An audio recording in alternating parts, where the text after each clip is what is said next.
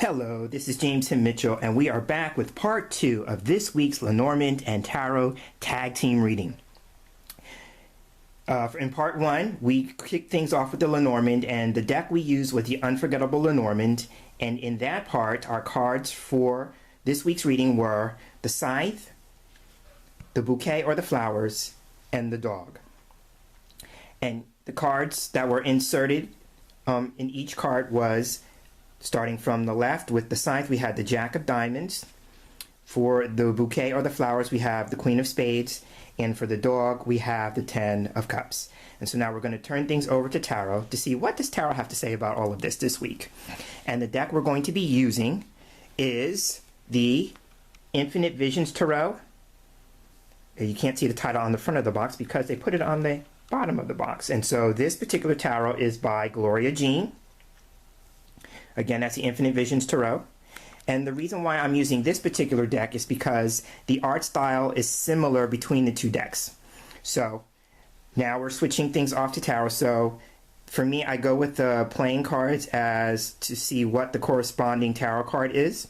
So for the Jack of Diamonds, we have the Knight of Pentacles. For the Queen of Spades, we have the Queen of Swords. And for the Ten of Hearts, we have the Ten of Cups. So these are going to be our cards for the reading. And just to stay consistent, I'm going to start with the middle card, which is going to be the theme or the focus from Tarot's perspective. And so the Queen of Swords is a card that represents going it alone. For me, since there are two court cards here, and court cards are the people cards, so it would be a king, a queen, a knight, or a page in tarot. And so they can represent a couple of things. Number one, they can represent an actual person, or number two, they can actually represent an event or situation, especially in the particular case of a knight or a page, or an approach that we are asked to adopt as we move through the week. So the Queen of Swords for me would be either a woman in particular or an approach. So if we go with the idea of it being a person, the Queen of Swords represents a person who has gone through trials, sorrows, tribulations, things of that nature. And as a result of having difficulties, seeing life either as a cynical way of looking at things or being jaded, something like that. It could make this person extremely hard-hearted, and as a result of that, they tend to not necessarily go with their feelings, but more with their intellect. So that could be one thing, and especially if we go with the Scythe being the card that was over here on the left of the Queen, that would reinforce a lot of pain, hurt, woundedness, things of that nature. And as a result of that, the person becomes disconnected in a way from people, because this card can represent being estranged or estrangement. So this card usually suggests, because the person has had difficult experiences, the person in turn can make things difficult for other people. So it's just a result of, having had the experience enough times. They go through life making things difficult for other people. And it's not that they purposely do it. It's just been their experience that life is hard. So they tend to make life hard for other people around them. That's one way of looking at it. As an approach, the Queen is asking us to kind of adopt the idea of what it is that we need to cut or eliminate or remove from our life. Again, going back to the Scythe, because I said the Scythe was all about cutting, removal, and elimination. The Queen of Swords is actually the same thing. It's asking us to take a look at what it is that we no longer need or want in our lives, no longer serving or supporting us. She also represents getting to the truth of the matter.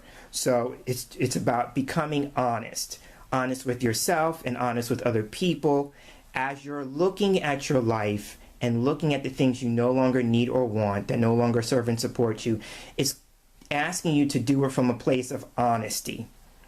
So again, the Queen can represent a person who's had difficulties, trials, sorrows, as a result of that, looks at life as nothing but difficult experiences, and could be a person who has chosen to cut themselves off from people, can make things difficult for people. But the other side of that is asking yourself, what is it that you no longer need or want in life, coming from a place of truth and honesty, and then doing a process of removal and elimination. So I'm seeing that with the Queen. On the side of the Queen here, we have the Knight of Pentacles. So the Knight of Pentacles is a card that represents being dependable, reliable, stable, and secure. So going with that, it could be like if we take ownership here, remember I said the Queen is about going it alone. She also represents being in a place of wanting to be independent and autonomous. So if we do that, the first thing we have to do in that process is to become more responsible, because this Knight is all about responsibility. So what things in life, in that, especially in that process of removal, elimination, things of that nature, what is it that you need to assume responsibility for? And that again comes with being honest. You know, this card is about owning that from a place of being honest. The other thing about the Knight of Pentacles is that when we're embarking on change, this card represents a gradual progress. It reminds me of that expression that slow and steady wins the race. So again, this is again about, you know, if we're going to make changes, they're not going to happen overnight. And we need to be patient with ourselves. And if it involves other people, we need to be patient with them as well. This card is asking us to consider where we might need to be either dutiful to ourselves or dutiful to other people, because knights back in the day, they were in the position of service, and they served out of a sense of duty and obligation. So what are the obligations that we need to consider meeting for ourselves as well as other people? The other thing about the Knight of Pentacles is that he can represent money changing hands. So this could actually be where, you know, I talked about the bouquet being about gifts or surprises. This card would suggest that possibility of money changing hands or something of value being exchanged. So it might not necessarily be money, but something of some sense of value being exchanged. So again, the Knight of Pentacles is all about being dependable, reliable, stable, seeking more stability and security in life. And if we're going to go with the Queen being the point of change, first off, how can we take ownership and responsibility for those changes, and understanding that the process is going to be slow going. This card would be like this, in the story of the tortoise and the hare, this would be the tortoise who actually won the race against the hare. So again, it just represents things taking time, but you will see progress. So that's the Knight of Pentacles. Going to the other side of the Queen, we have the Ten of Cups.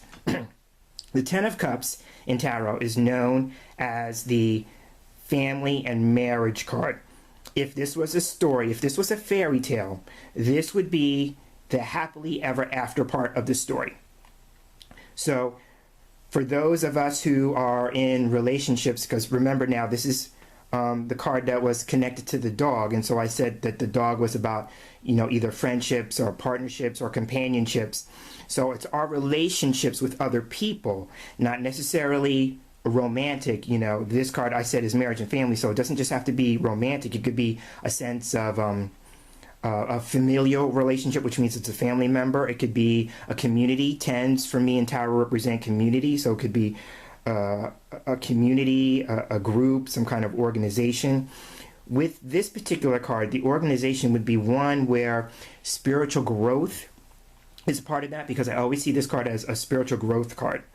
So, but with that, it could represent, you know, something coming to a state of completion, especially with the Queen of Swords being a challenging card. So if we go and make the progress here, let's say that these are two people and they're not facing one another. So for me, I always consider that to be like two people who may not be in a place of agreement or not seeing eye to eye on a situation. And if you remember in the Lenormand part of this reading, the Whip card showed up. And so for me, that can represent conflict, strife, debate, arguments, things of that nature. So that would fall in line with the two people here, the Knight and the Queen, not seeing eye to eye, not being in agreement. So, you know, again, it's about maybe repairing a disconnection. That would be the Scythe again, a disconnection between ourselves and another person maybe. And if we take the time to do it, if we come from a place of honesty and ownership and responsibility for our part in it, and that's all we can ever assume responsibility for, is our part in any situation, and allow the other person to assume responsibility for their part, if they choose to do it, then on this side we could see some reparations being made and coming to a sense of emotional satisfaction and happiness. So again, I'm going to touch on the cards. The Knight of Pentacles is about ownership and responsibility, trying to create a sense of security and stability. The Queen of Swords is about taking responsibility, ownership, independence, cutting away to things that we no longer need, no longer want, no longer serving and supporting us. And then if we choose to do those two things, then this card, the Ten of Cups, says we will see happiness in the sense of spiritual growth and emotional satisfaction. So now the other thing we can do is that we can take the numerical value of the cards and see what the major arcana card that's connected to the total of the cards, and see what the overriding lesson is. So for me, the Knights in Tarot are valued at 12. So we have 12. The Queen would be 13, just like she is in cartomancy. And the 10, for the 10 of Cups, we have 35. There are 22 major arcana cards in the tarot deck. So since we have a number over 22, I'm going to take 3 and 5 and add them together, and we have 8. And the 8th card from the major arcana is Strength. And so the Strength card is all about self-esteem. It's all about having courage and confidence. So one of the things that's going to help us this week, if we're in this mode of wanting to take ownership and responsibility and being independent and autonomous, and removing what it is we no longer need or want from our lives, we do so from a place of being courageous about it, being brave about it, knowing that we are going to be better off in the long run in terms of our self-esteem. And also, this card is about confidence, you know, being confident in our ability to do it. This card is about self-control, it's about restraint, it's about patience, and it's also about unconditional love. So I'm seeing this is, if we are working on something that involves another person, you come from a place where we are going to be patient with them and patient with ourselves. We're going to be gentle with them and gentle with ourselves. And we're also going to be unconditionally loving towards them and ourselves. And again, going with the Knight of Pentacles, this is a card that says it's not going to be a sudden thing, an overnight thing. It's probably something that's going to require a great deal of patience as we move through it.